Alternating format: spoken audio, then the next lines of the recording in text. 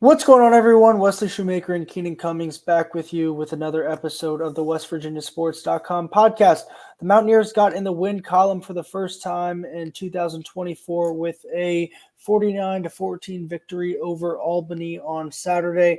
Mountaineers really got it going early on offense, and their defense played well early in the first quarter, and then it was kind of smooth sailing, a couple hiccups, but pretty much good to go from that point on. So, Keenan, what were things you liked and what were things you didn't like from West Virginia's first victory of the season? Yeah, when I first watched this game, at least, the early portion of the game, I thought the offense looked, I don't know, maybe I'm just being hard on them, but I don't concerned isn't the right word, but I was a little, it didn't look as good as I thought. And then you look at the numbers at the end and I'm kind of thinking, what am I doing here? Because they played pretty well. They scored on 7 of 9 drives, not just scored touchdowns. One of their drives they didn't score was off of basically a 40-yard run where Jaheim White fumbled the football. And yes, he has to do a better job than that. But, they were efficient. They spread the ball around. They ran for 300 yards. They averaged 9.5 yards per play. Yes, it's an FCS team, but that's the second highest mark of Neil Brown's career. And that's a good number.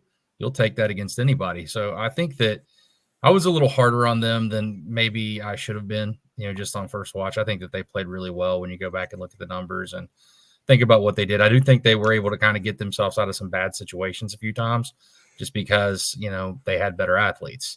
So I'll be interested to see how that continues. But most importantly to me, and we discussed this, heading into this thing, you saw them fix the issues that plagued them against Penn State.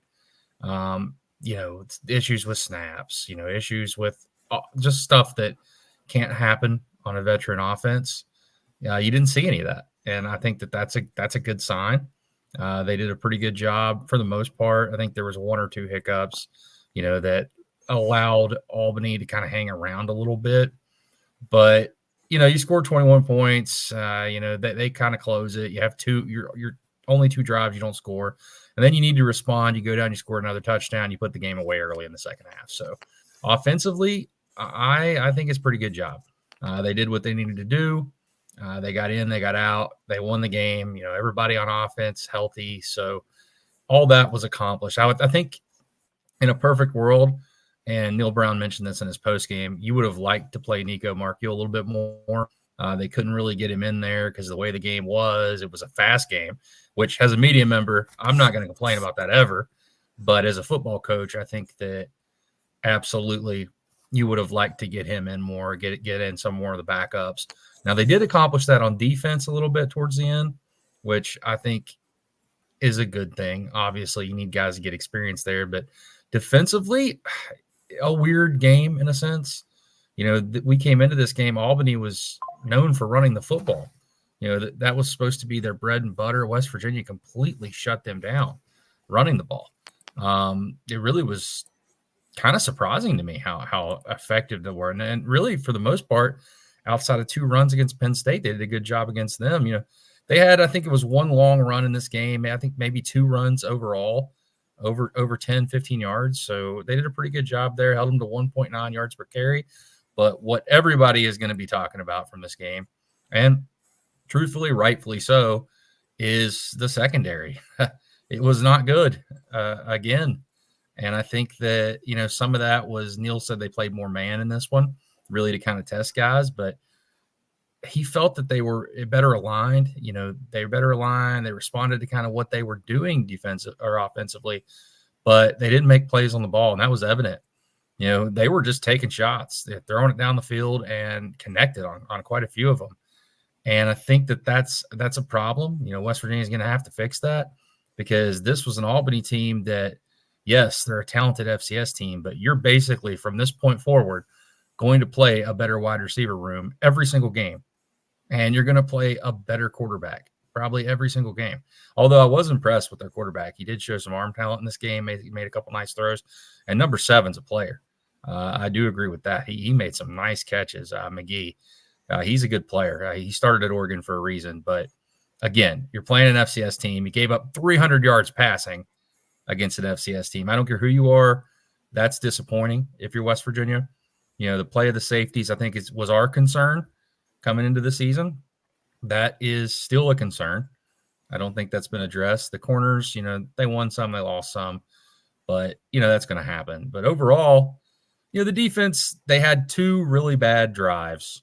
Now, they did allow them to move the football some, but they didn't allow any more points after that, 14 points, and they made a nice stand in the red zone. I thought it was telling that, Albany was trusting their ability to throw the football and fade and just taking shots down the field. They trusted that more than running in short yardage situations, which that's not something I would have expected coming into the game, but that's what happened. And I think that's a testament to, some of those issues that West Virginia needs to shore up because, Pitt can throw the football. They did today against Cincinnati. So you're going to need to kind of get things tightened up and really improve there pretty quickly. And, I think that Shadon Brown has had some success here, and, that's his responsibility. And I think that Neil said it, that they can practice it all week, but you got to be able to make those plays down the field, and you got to be able to kind of get back to the football, get your head turned around and make some plays. I know it's taught, so it's something that I do expect to get better, but that's a concern, and it's going to continue to be a concern until it's not.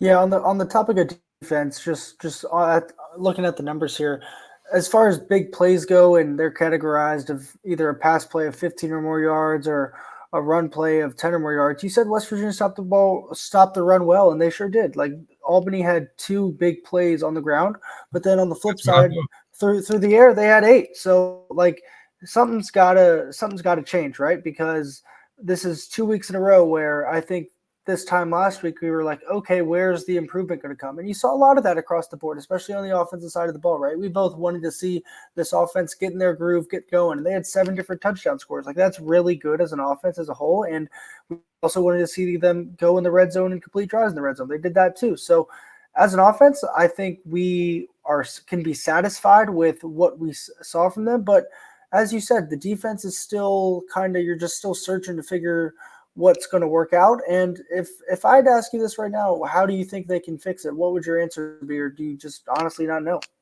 Yeah, you're going to have to make it comes to secondary. You just got to make plays. Sometimes these guys they just weren't getting their head back to the football. They weren't making plays.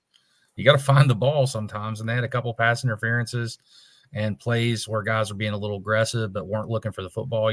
That'll happen sometimes. And sometimes guys make plays. They made some nice throws, some nice catches, but that over the long haul, that shouldn't happen against an FCS team over and over and over. I understand that they're a good FCS team, but it's a concern, and it's going to continue to be a concern. I think that another concern now is Eddie Vestorinen.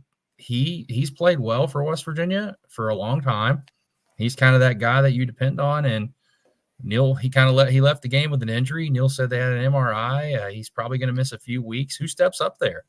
I do think that they have some confidence in those younger defensive linemen, but you've already kind of struggled to get a pass rush. You did get 2 sacks today, but again, there was time where you could throw the football, or they weren't able to get him down. So I think that's going to continue to be a concern, especially those quarterbacks that can move and kind of extend plays, and that they're going to face them the next 2 weeks, definitely.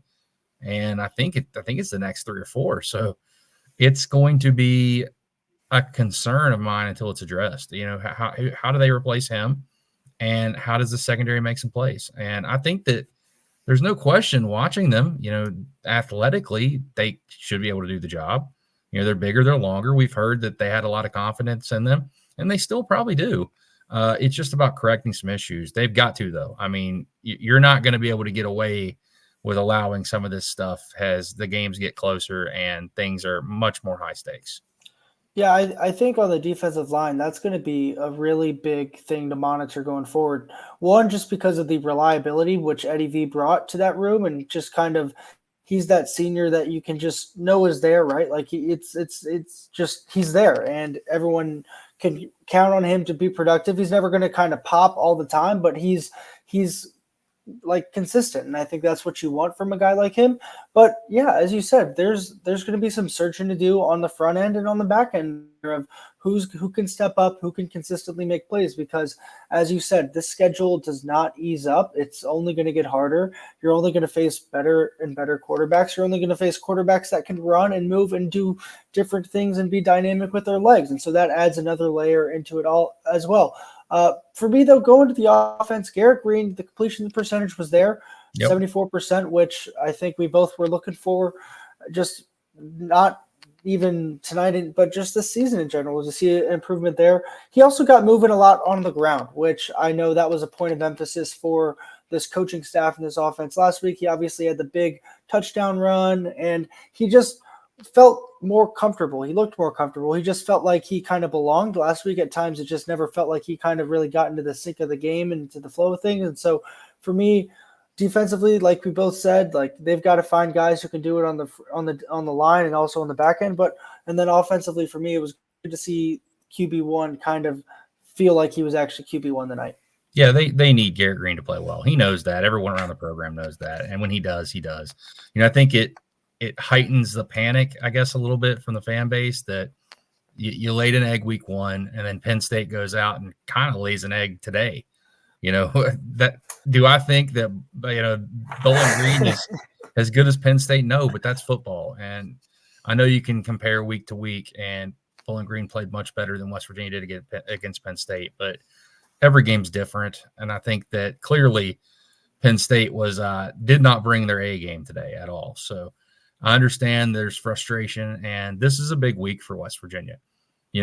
We can sit here and go over the numbers for an FCS school, but let's be honest, the fan base, that's not going to move the needle. They don't care. Yes, glad you won. Move on to the next one. This week coming is going to be absolutely huge for West Virginia. Not just the program itself, but for the fan base. They're already getting a little restless again. They want to see West Virginia win what quote unquote big game, and Pitt's 2-0 now.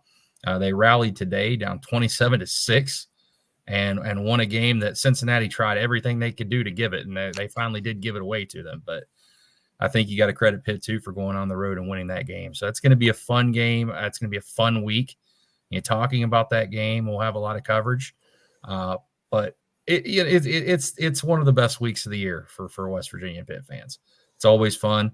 It's a good rivalry. It's one of the best ones in college sports, in my opinion, and it's been there for a long time. I'm glad it's back on the schedule, at least consistently back. Yes, it needs to be. I'd like it to be played more later in the season, the November style. But we'll take what we can get, right? Yeah. But yeah, no. On that note, West Virginia Pitt, it's next, and I think from the outside of the season, we both said that this is a must-win for West Virginia, right? They have to go on the road, they have to get this one, and so obviously there's a lot of storylines going into it. Obviously, Garrett didn't really get to play last year. Obviously, this West Virginia team won last year's game after we all know what happened 2 years ago when they went to this venue and played Pitt to open the 2022 season. So we will have a lot that we get into, and we will also have a lot more wrap-up and analysis from the Albany game on our website at WVSports.com. ESPN2. The game will be on ESPN2 for all those out there. And at 3:30 p.m., but I think that was announced back in June. Hey, if you're going, good luck getting a parking spot. I've heard that will be a nightmare. But we will get into more and more Pitt stuff as the week goes on. It is late. We are trying to get some work done. But if you made it this far, we do appreciate you listening. Be sure to keep it locked on our website, on our social media channels. And for myself, Wesley Shoemaker, joined by Keenan Cummings, this is the WestVirginiaSports.com podcast.